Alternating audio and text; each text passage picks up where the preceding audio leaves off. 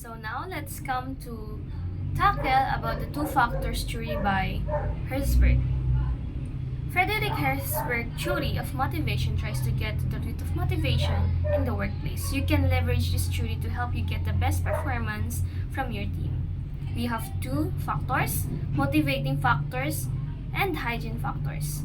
Motivating factors, the presence of motivators causes employees to work harder. They are found within the actual job itself. Hygiene factors, the absence of hygiene factors will cause employees to work less hard. So, sabi dito, we have two factors na na meron tayo is hygiene and motivating. So, unahin natin yung hygiene. Ang hygiene theory, ang example nito is kapag nagtatrabaho ka, anong meron? Para saan? Para kanino ka bumabangon? Charot. Nagtatrabaho tayo, syempre may salary. So, ang hygiene factors, example niya is yung salary. Yun, yung mga salary, policies, company policies, ganun. Sila yung nakakapag-motivate sa atin para magtrabaho. Diba? Pero, hindi siya nakakapag-motivate sa atin para magtrabaho ng maigi.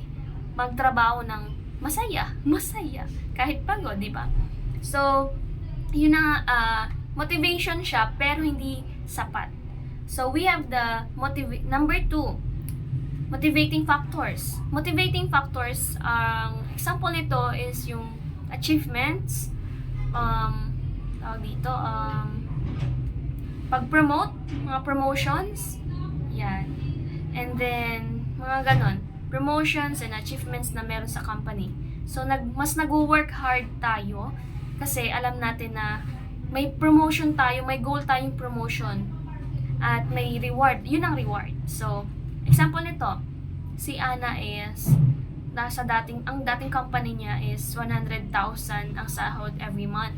But the environment of hers there are very toxic and na siya parang overwork kasi overpay naman, overwork, and then kumbaga ang mga kasamahan niya talaga naman merong competition dahil sa sahod na yun. So, napaka-toxic na environment. And then, nagkakos siya ng mental stress niya and physical stress na din as well. And then, naglipat siya ng work, which is bagong company niya is hindi naman gaano kataasan ng sweldo at hindi naman gaano kababaan ng sweldo. Pero, ang maganda doon, ang promotion niya is madali at hindi toxic ang environment niya.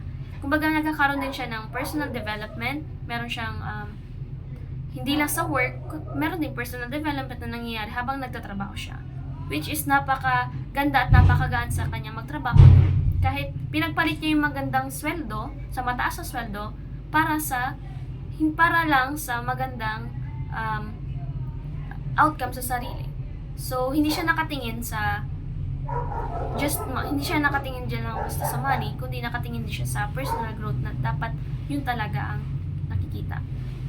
And the next is the process theories. We have reinforcement theory by B.F. Skinner, expectancy theory by Victor Broom, and goal setting theory by John Locke, and self-determination theory.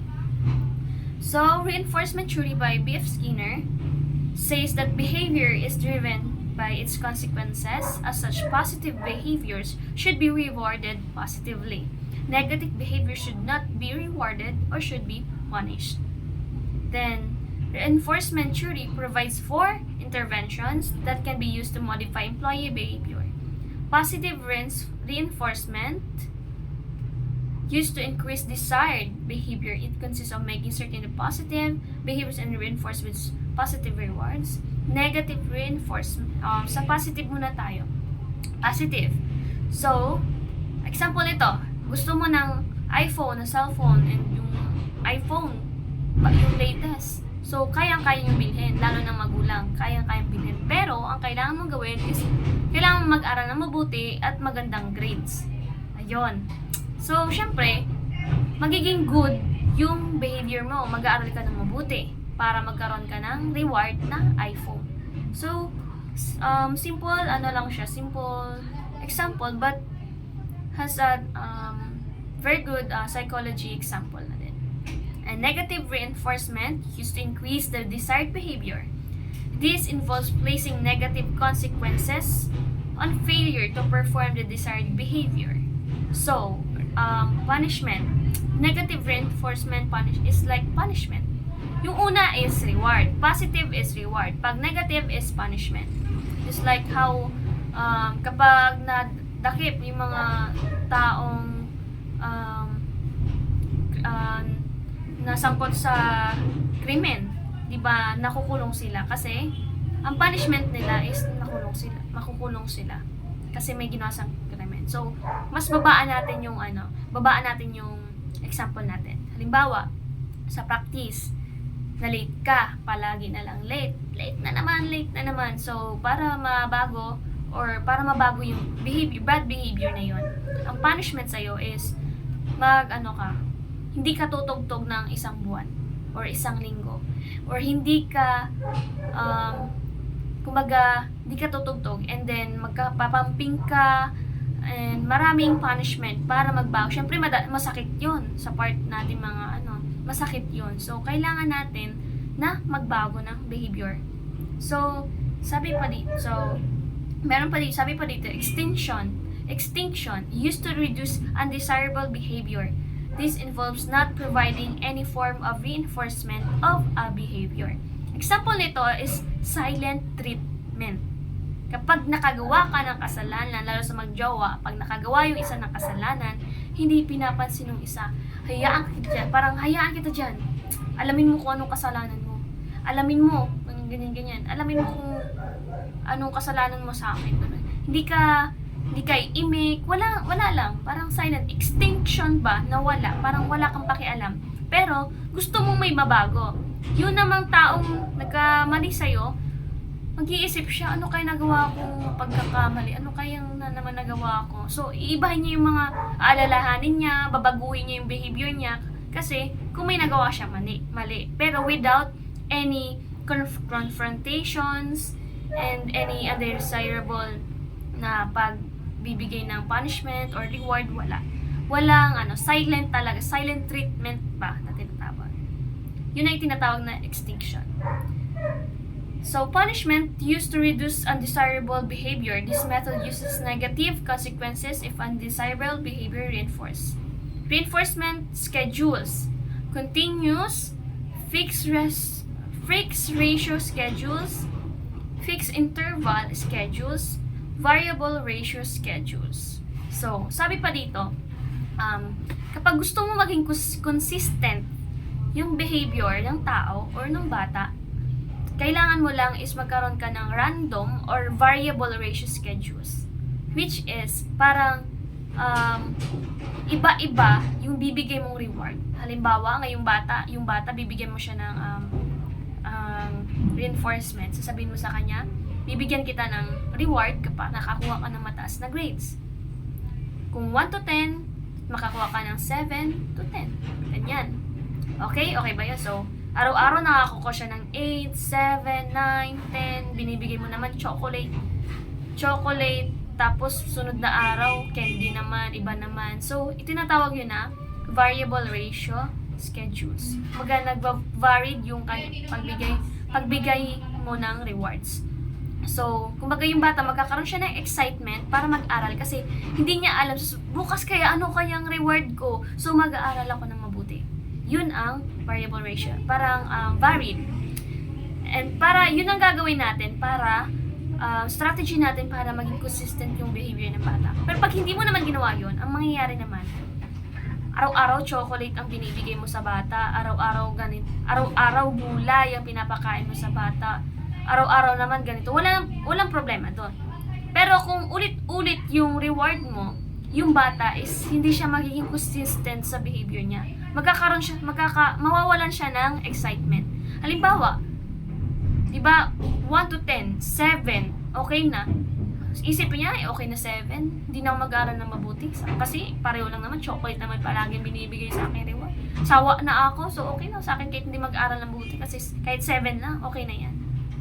So, hindi effective yung fixed ratio schedules natin. Yung tinatawag na fixed ratio schedules. Example din, ito, sa karamihan, sa mga magjojowa.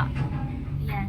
Or sa crush mo na hindi kayo pinapansin. Kapag magjowa, araw-araw kayo magkausap, nawawala na din minsan na talaga yung excitement. Kumbaga, sanay na kayo, parang duty or ano na lang siya, parang wala na excitement kasi araw-araw na. Pero, kung halimbawa sa mga crush natin, hindi tayo madalas na chinachat or hindi talaga tayo kausap, bihira lang.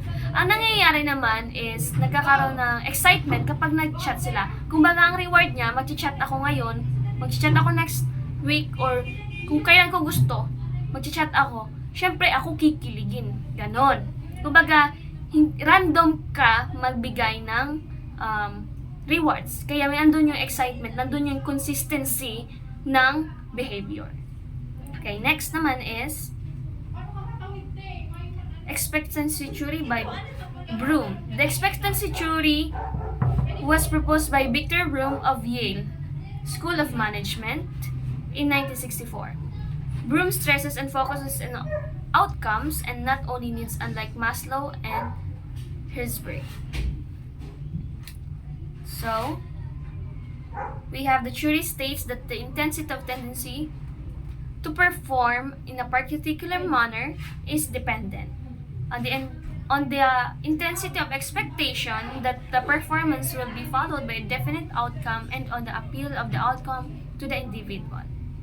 The expectancy theory states that employee motivation is an outcome of how much an individual wants a reward, which is valence, the assessment that the likelihood that the effort will lead to expected performance, which is expectancy, and the belief that the performance will lead to reward instrumentality. So, para mas magets natin, meron tayong tatlo sa expectancy theory by Victor Broom. So, we have expectancy, instrumentality, and valence. Expectancy. Ang expectancy is ito yung paano ka nag-work, paano ka gumalaw para sa goal mo. Ano yung ginagawa mo para sa goal mo. Instrumentality naman, ito yung goals. Gumagalaw ka para sa goals mo. And then, yun, parang gumagalaw ka para sa goals mo. And valence naman, ito how you value your goals. Kaya ka nag-work hard kasi may pinapahalagan kang values.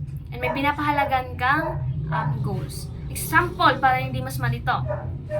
Gusto kong nag-aaral ako ng mabuti para makahanap ako ng magandang trabaho someday and para tulungan ko yung mga batang nangangailangan. So, ayun. Ang expectancy is mag-aaral ako ng mabuti. Ito yung magiging paano ako work hard. Mag-aaral ako ng mabuti.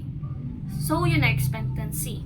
Ang instrumentality naman is your goals para makahanap ako ng magandang trabaho. Para makahanap ako ng magandang applyan. Diba? So, ayun.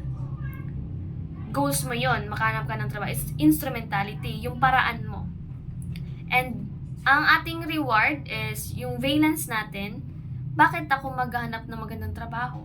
Or bakit naman ako ang pinaka-valence natin is para matulungan ang mga nangangailangang bata. So, ang value ng paghanap ng magandang trabaho at pag-aaral ng mabuti is ang pagtulong sa mga nangangailangan. So, yun ang valence. How you value your goals, yun. Expectancy, how you put your heart to your work. Ayun, how you do your work. And then, instrumentality naman is kung paano ka, ano yung gusto mong ma-achieve, kung bakit ka nag-work. And then, yung valence, ito yung paano pong pinapahalagahan yung reward, yung gusto mo. So, ayun.